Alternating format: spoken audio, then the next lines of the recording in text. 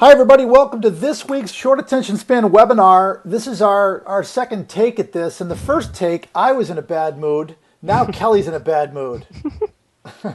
This is me in a bad mood. Arr!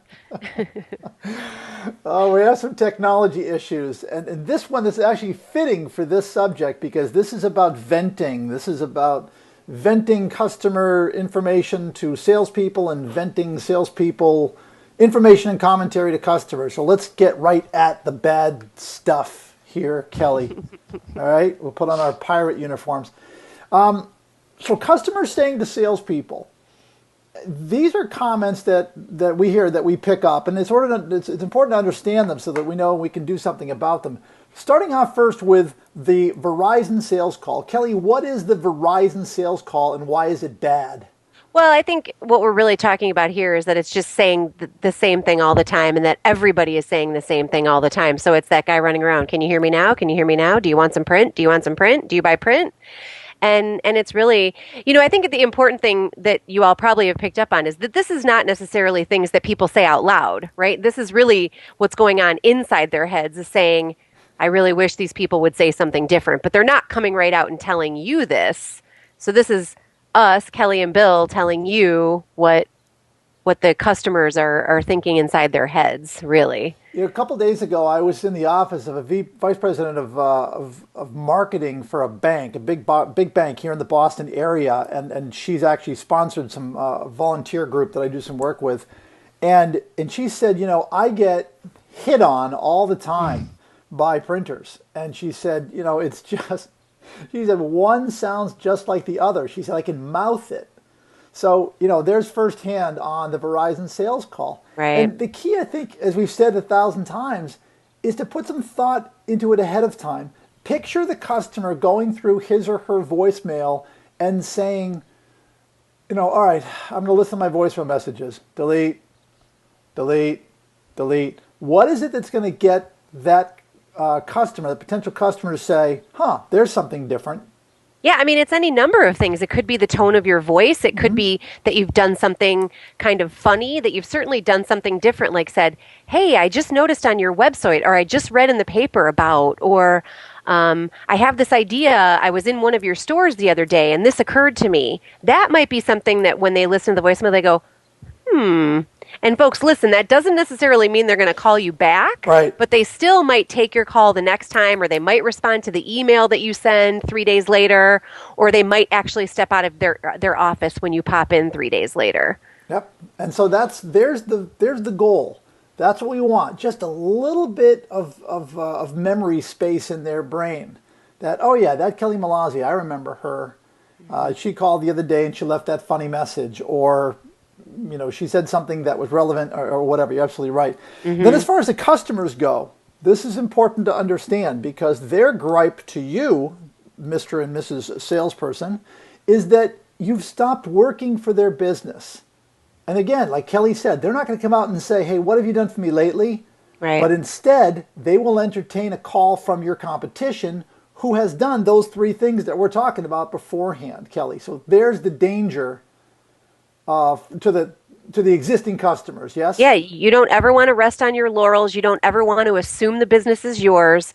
I've talked to so many sales guys who are like, they love me. They send me everything. Guess what? You couldn't be more wrong. Yeah. Don't get comfortable. Don't get lazy.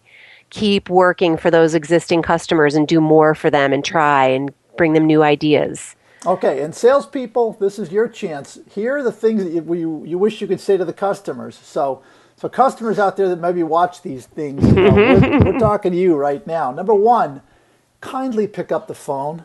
Okay, I get it. You get a lot of phone calls.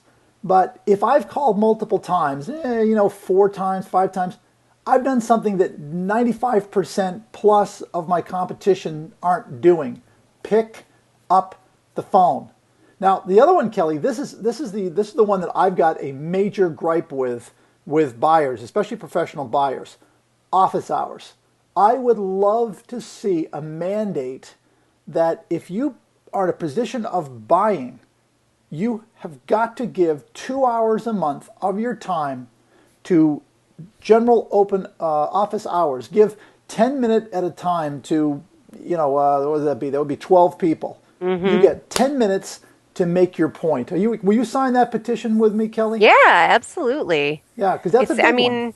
It's only in their benefit because Right. again, if they've been working with the same vendors forever, this is what we're all dealing with. We're trying to unseat incumbents, right? We're trying to take business away from an existing vendor 99% of the time, right? So yeah, if we were able to get that time, because it's almost impossible to do these days. That's why you and I are in business, because we're trying to help you guys figure out ways to get in front of people. Well, the thing is, here's the bottom line. You don't know what you don't know. So I might have a great solution. I might have some great ideas. I'm terrific at customer service, but you're not giving me the chance. And I can't prove myself until I at least get that chance. So please, please, please, please, please, put in some office hours. I wish more people would do this. Yeah. The next point is, you know what? No kid. Really? Has it always got to be about price? Always? Really? And that one, you know what? I don't even think we need to comment on, Right. because it's an ongoing. But I was having a conversation yesterday with someone who just was hanging his head saying, everything is always about price with a particular customer, and it makes me crazy. This is the same guy that calls and orders things in a rush, doesn't want to pay the rush charge. And then finally, this is kind of a personal thing for me, but you like what I do? Two things. Number one, I charge a fair price. All right, I deserve that fair price. The second one, and Kelly, I don't know if you run into this, but if I send you a bill, you want to say thank you, pay the bill. Pay the bill. Pay it on time. So, Oh yeah, because it seems as if 90 days is the new 30, or 90 is the new 45, and then organizations now are kind of doing this thing where, like, if the company doesn't get paid in 90 days, they're not going to pay the sales guy, and it's Right. like you are taking money out of his mouth, literally. Yeah. And that's so not cool. You can't live your life that way. Oh, You can't walk into a grocery store and say, "Hey, catch you next month." It's just we shouldn't live our business lives any differently than we live our personal lives. right, and it's a great way of saying thank you. So anyway, Right. Kelly, thank you. Thank you. Checks in the mail. And we'll talk to you all next week at another short attention span webinar. And it's hard to believe that you're mad with 4 princesses dancing in the background. I by the way. know.